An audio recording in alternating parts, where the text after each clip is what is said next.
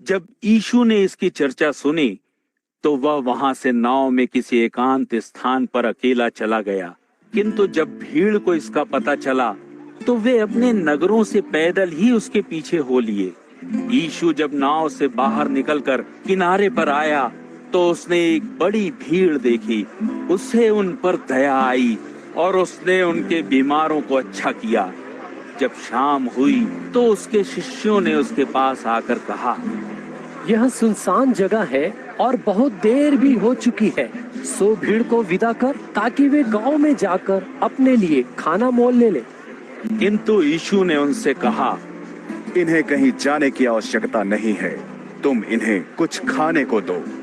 उन्होंने उससे कहा, हमारे पास 5 रोटियों और 2 मछलियों को छोड़कर और कुछ नहीं है। यीशु ने कहा, उन्हें मेरे पास ले आओ। उसने भीड़ के लोगों से कहा कि वे घास पर बैठ जाएं। फिर उसने वे 5 रोटियां और 2 मछलियां लेकर स्वर्ग की ओर देखा और भोजन के लिए परमेश्वर का धन्यवाद किया।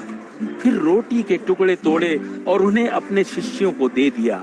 शिष्यों ने वे टुकड़े लोगों में बांट दिए। सभी ने छककर खाया। इसके बाद बचे हुए टुकड़ों से उसके शिष्यों ने 12 टोकरियां भरी। स्त्रियों और बच्चों को छोड़कर वहां खाने वाले कोई 5000 पुरुष थे। इसके तुरंत बाद यीशु ने अपने शिष्यों को नाव पर चढ़ाया और जब तक वह भीड़ को विदा करे उनसे गलील की झील के पार अपने से पहले ही जाने को कहा।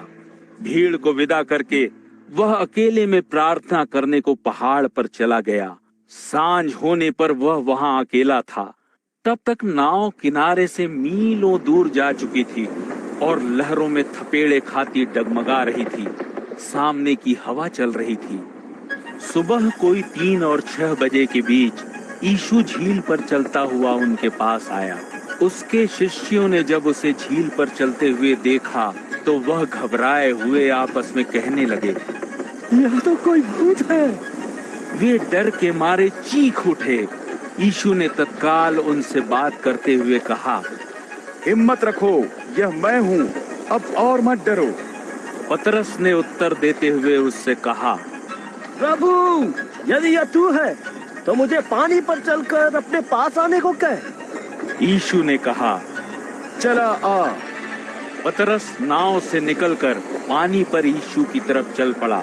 उसने जब तेज हवा देखी तो वह घबराया। वह डूबने लगा और चिल्लाया, प्रभु, मेरी रक्षा कर।